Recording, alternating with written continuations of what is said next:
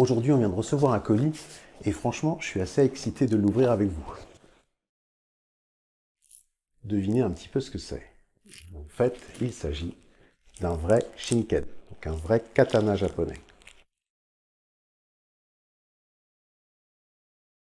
Superbe, non? La question qui se pose maintenant, c'est comment ça a été fabriqué? Konjaku. Alors ce sabre, en fait, il a été fabriqué dans la ville de Seki. La ville de Seki, qu'on appelle aussi la Cité des Lames, elle est située dans la préfecture de Gifu, et c'est une ville où on fabrique des sabres depuis plus de 700 ans. Tout a commencé aux alentours de 1300, lorsque le forgeron Motoshige s'y est installé et a décidé que cet endroit était propice pour justement fabriquer des sabres, donc faire de la forge. Et il y a un superbe musée à visiter, je vous le conseille, il est juste à côté de la gare de Sekitera Sumae, et on y trouve vraiment des très beaux sabres. Alors comme souvent avec l'artisanat japonais, la démarche des forgerons qui sont situés à Seki est d'être toujours proche de leur environnement, et donc ils essaient d'utiliser ce qui est à leur disposition sur place pour créer leurs produits, y compris le métal utilisé pour les lames. Avant d'entamer la folle explication de la fabrication de katana, peux-tu nous dire quel est notre ordre du jour? Alors le forgeron que nous rencontrons aujourd'hui, c'est Fujihara Kanefusa, 26e du nom. Là sur la photo, tu me vois entouré de lui-même, à ma gauche, et à ma droite, maître Fujihara Kanefusa, 25e du nom. 26e du nom? Et oui, effectivement, ça fait 26 générations que le nom de Fujihara est associé à la forge du sabre. À qui est légué le savoir ensuite? En fait, les noms des artisans sont souvent transmis de maître à apprenti. Alors parfois, il s'agit bien du père qui transmet à son fils, mais parfois, en fait, il s'agit d'un élève qui s'est particulièrement illustré, qui a un autre nom et qui prend en fait le nom du maître pour continuer à transmettre cet art. Dans le cas de Fujihara, c'est bien le cas, puisque en fait le nom de famille de ces messieurs n'est pas du tout Fujihara, mais correspond bien au nom de la transmission qu'ils assurent à travers leur art. En revanche, Fujihara 25e du nom est bien le papa de Fujihara 26e du nom.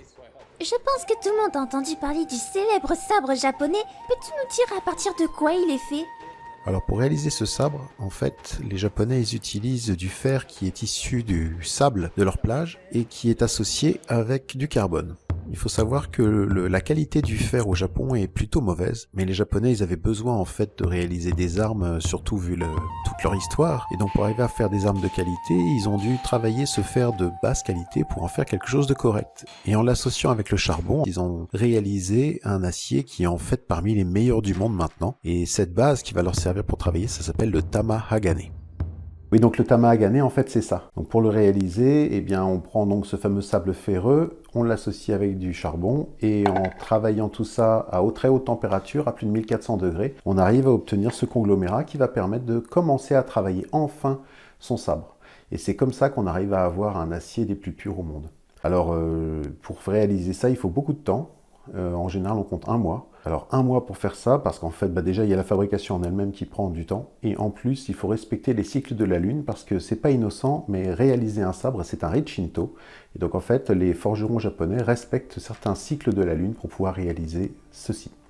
Et d'ailleurs, puisqu'on parle de shintoïsme, autant être clair, il s'agit bien d'un rite shinto de réaliser une lame de ce type. Si tu remarques, déjà les forgerons sont tous habillés en blanc, avec des tenues en coton. Alors la raison du coton, en fait, c'est que c'est un textile qui brûle moins facilement, donc ça, quelque part, ça les protège un petit peu. Mais le fait qu'ils soient en blanc, c'est justement parce qu'ils sont en train de faire un rite religieux. Et si tu regardes à l'entrée de la forge, eh bien, on retrouve en fait le même système de tresse de paille qu'on trouve à l'entrée des sanctuaires shinto, parce qu'en fait, l'espace dans lequel nous nous trouvons, c'est un espace sacré dans lequel on réalise la lame. En effet, ça donne une perspective bien plus symbolique. Bien maintenant qu'on a le tamahagane, on va pouvoir le travailler pour commencer à forger une lame. Alors la première étape, en fait, ça va être de séparer dans le tamahagane une partie dure, donc l'acier dur, et une partie plus soft, plus souple, qu'on appelle l'acier doux. Et là, en fait, la différence entre les deux va venir en fait de la facilité avec laquelle on va pouvoir travailler l'acier depuis le tamahagane. Alors, ils utilisent différents types d'acier pour une seule lame? Si on arrive à bien le tasser, bien le rendre lisse, eh bien ça va donner de l'acier dur. Et si on a par contre plus de difficultés à faire ça et donc d'avoir une espèce de granularité qui va se créer dans l'acier, ça va être de l'acier doux. Donc le forgeron va séparer les deux. Il va avoir d'un côté l'acier dur, de l'autre côté l'acier doux. Une fois qu'il aura fait cette séparation, il va pouvoir commencer à créer chaque couche, donc les couches qui vont servir pour l'acier dur et l'acier doux. Et là il va falloir les replier. Et donc en fait, quand on va plier l'acier, il va falloir le faire au moins 23 fois. C'est la tradition qui veut ça. On arrive au fur et à mesure du temps à supprimer toutes les impuretés et obtenir un acier qui est vraiment parfait. D'ailleurs là tu peux voir Maître Fujihara en train de réaliser ça. Là il est juste en train de faire un seul pli. Et tu vois le temps qu'il lui faut pour réaliser ce pliage. Donc t'imagines, il faut faire ça 23 fois simplement pour préparer ta couche d'acier dur ou ta couche d'acier doux. Eh ben dis donc, c'est tout un art de patience.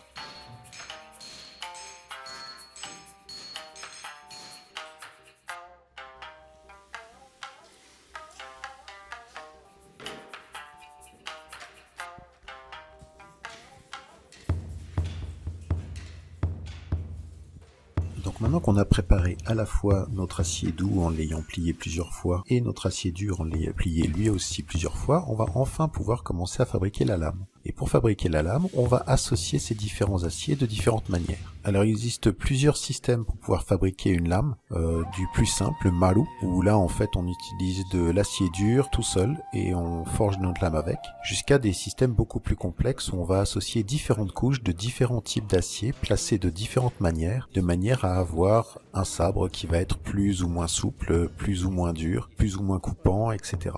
Alors plusieurs techniques ont été utilisées dans l'histoire, mais là en fait la technique que Fujihara Sensei utilise, eh bien c'est de mettre au centre de l'acier doux et de l'entourer autour avec de l'acier relativement dur en conservant la pointe pour être en acier très dur. Alors la forme qu'on voit ressemble beaucoup au shihozume et le shihozume est considéré comme une des techniques produisant les meilleurs sabres niveau qualitatif, c'est-à-dire que la lame va rester très souple et donc va éviter de casser facilement lors d'un combat, mais en même temps va offrir une très bonne coupe lorsqu'on aura besoin de s'en servir. Et en tout, combien de temps prend la confection? Alors chacune de ces étapes évidemment prend beaucoup de temps et là simplement pour pouvoir forger une lame il faut compter environ 2 semaines. De toute façon les forgerons ne sont autorisés à ne réaliser au maximum que 2 lames par mois, donc dans tous les cas ils sont limités pour réaliser ça.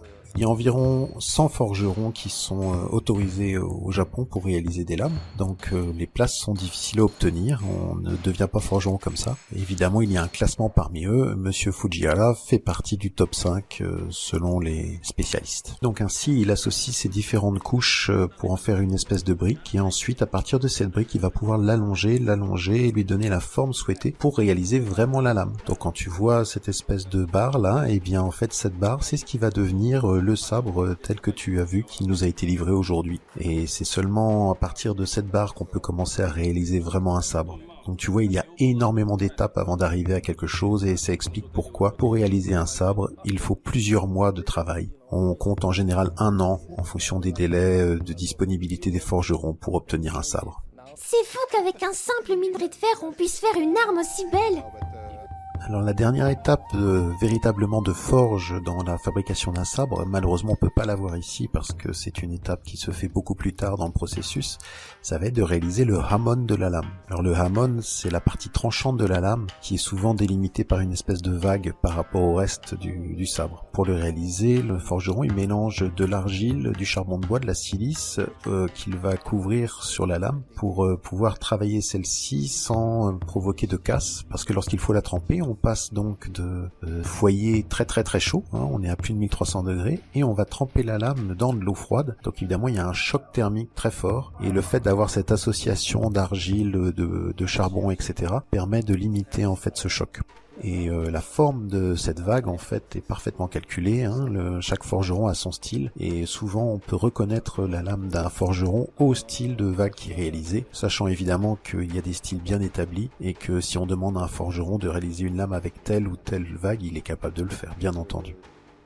Donc une fois que la lame a été réalisée comme ça, il reste encore plusieurs étapes. Il va falloir d'abord la polir. Il va y avoir 2 étapes de polissage. Il va y avoir un premier polissage qu'on appelle jitogi, qui permet en fait de nettoyer la lame de toutes les impuretés liées à l'oxydation au moment de la réalisation de celle-ci. Et puis ensuite, il va y avoir une deuxième étape, le shihage, qui est plus esthétique en fait, qui permet d'obtenir une lame vraiment d'un brillant parfait avec la vague qui apparaît de manière sublime, etc. Et puis une fois qu'on aura réalisé ça, eh bien on va pouvoir monter notre sabre. sabre. Si on s'intéresse à l'aspect historique, eh bien une lame, en fait, elle était stockée de base dans un shirasaya, c'est-à-dire en fait un fourreau en bois simple, et elle n'était montée en tant que katana tel qu'on a l'habitude avec la garde, la poignée, etc. qu'au moment des combats. Aujourd'hui, évidemment, sauf s'il y a une demande du client pour l'avoir en shirasaya, certains clients préfèrent l'avoir en shirasaya, la plupart les veulent toutes montées comme si c'était une arme de combat. Le katana est composé de plusieurs pièces. Y a-t-il un ordre de fabrication ?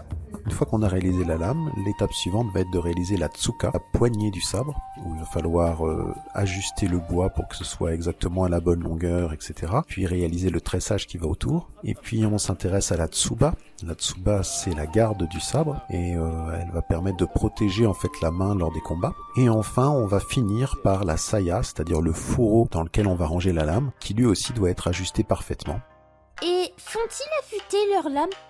Ah oui, l'affûtage, c'est un vrai sujet. En fait, après la Seconde Guerre mondiale, il a été interdit au Japon de réaliser une lame affûtée. Si vous avez un yaito, c'est-à-dire une lame qui vous sert pour les arts martiaux, ou un sabre de décoration pour chez vous, il n'est jamais affûté au Japon. Mais lorsqu'on entre dans l'univers des shinken, donc de ces vrais katanas, eh bien, la réalisation de l'affûtage fait partie de l'œuvre d'art, car c'est considéré comme une œuvre d'art, et dans ce cas particulier, il y a une exception, et effectivement, les lames sont affûtées. Donc si jamais on t'a vendu un sabre, on te disait qu'il est fabriqué au Japon et qu'il est affûté, pose-toi des questions, c'est probablement pas le cas. Même si le katana n'a plus sa véritable fonction d'être une épée de combat, on peut dire au moins que c'est une véritable œuvre d'art qui continue à émerveiller les générations futures. Et quant au tranchant, vous allez comprendre qu'effectivement l'affûtage, c'est aussi une œuvre d'art. Voilà. Ça, c'était juste une feuille de papier, mais imaginez si c'était autre chose.